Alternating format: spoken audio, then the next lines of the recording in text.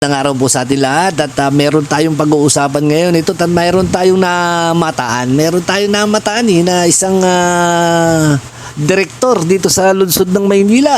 At nakita po natin itong direktor na to. Itong direktor na to, malapit din sa akin to. Kaibigan ko itong direktor na to. Napakabait na itong direktor na to. At ito ang direktor na nakita ko na noon magkasama kami na ito. Nandiyan pa ako nagtatrabaho dyan sa City Hall ng Maynila. Wala akong masabi dito sa direktor na to. Ito yung direktor na talagang kahit anong mangyari, magtatrabaho talaga siya. Wala siyang pakialam kung batikos. Kaya maraming minsan naiinggit dito Maraming naiinggit dito na kapwa niya, mga kapwa niya empleyado, mga kapwa niya, mga ewan ko, mga kapwa niya, mga yan. Dahil ito pag nagtrabaho talaga, trabaho. Dahil ito sanay ito, kahit na ito hindi mo bigyan ng pwesto, nandyan lang siya sanay ito. Pero pag siya binigyan mo ng isang trabaho, talagang magtatrabaho itong tao na to. Nabataan po natin nakaraan dito po sa Maynila, nakita po natin itong direktor na to na talagang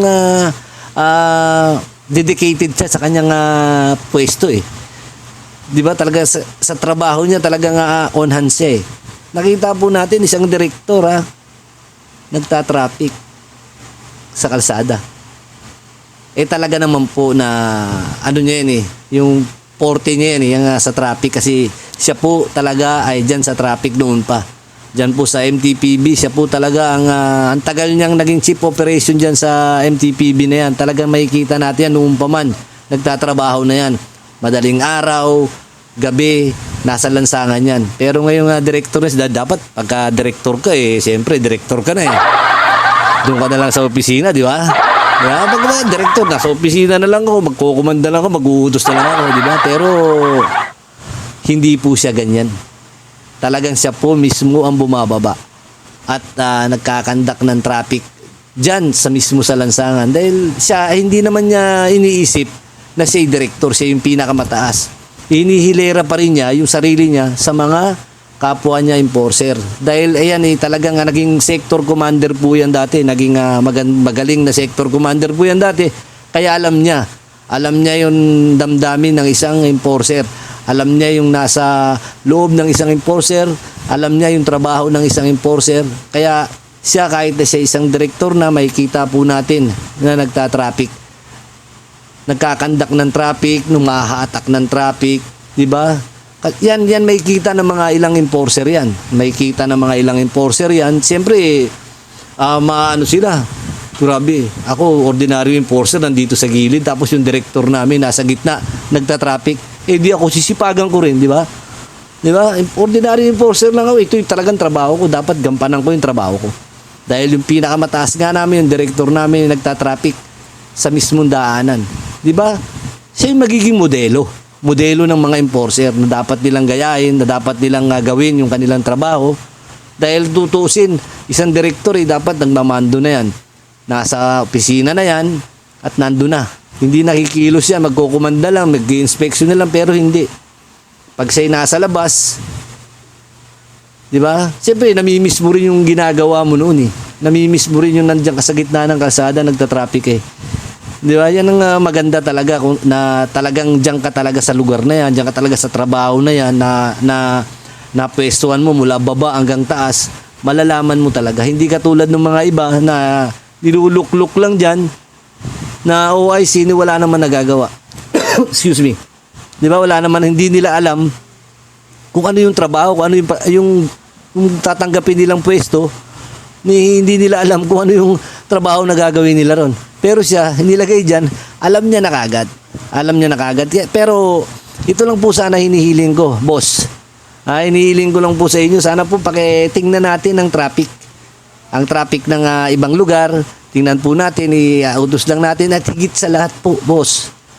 Yung parking po ng lungsod ng Maynila, bakit po hindi po natin gawa ng paraan na may ayos yung parking natin sa lungsod ng Maynila? Kasi alam po natin na kahit na po ganyan ang ginagawa natin, pinapaluwag po natin, nakikita po natin na maganda yung mga ginagawa natin, o operate po natin yung mga yung mga kalsada natin tulad ng recto, lahat yan pinaluluwag po natin.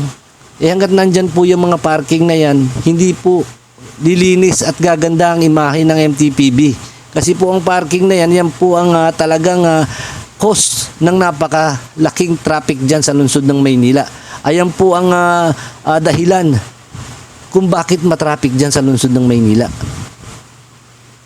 May nababalitaan po kasi tayo na hindi po daw ata natin kontrolado ang parking.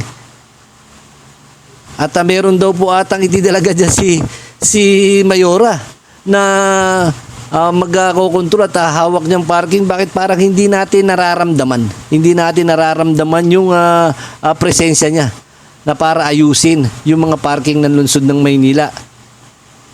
Noong nakaraan, nag-ikot tayo dyan, nakita natin yung sa Quiapo, yung parking dyan sa Quiapo, nagkukos ng traffic, umaabot po ang traffic hanggang sa Lotod.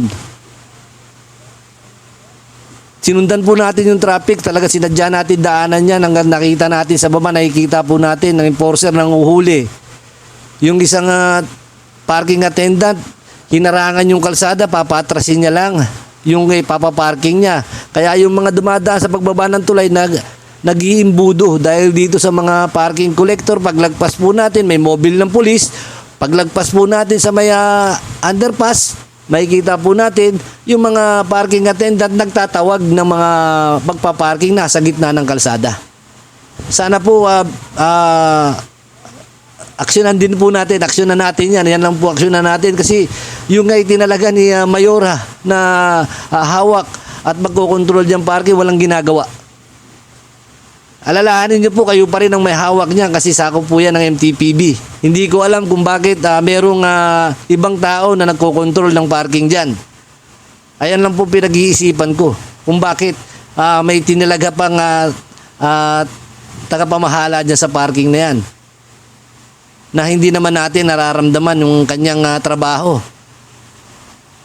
Di ba po, nasisira po ang imahe ng MTPB, lalo-lalo na po ni Mayor Rani Lacuna dahil dyan sa parking na yan. Ilang beses na po nating sinashoutout yan, yung parking na yan, para asikasuhin, ayusin, bawasan ng konti, wag masyadong sagad, wag masyadong garapalan. Kasi garapalan na po ang ginagawa ng mga parking attendants at mismong harapan ng Manila City Hall hanggang dito sa may traffic light, may parking po. Kahit saan po natin tingnan yan na batas, wala pong hindi po dapat parkingan ng mismong traffic light ng isang intersection.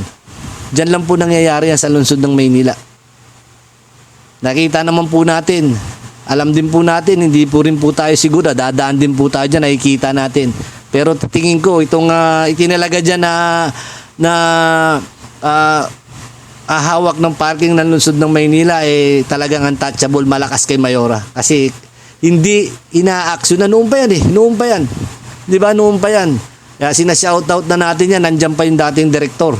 Di ba, sinashoutout na natin yan, lagi natin na binabanggit yan sa mga vlog natin, pero hindi ina-actionan. At dati wala pa naman dyan ng parking Hindi, hanggang dito lang yan sa may boundary ng SM, malayo pa ang parking, nandun pa. Pero po ngayon, nung pinalitan natin, nag-expand po. Lalo pong tumindi ang parking. Di ba?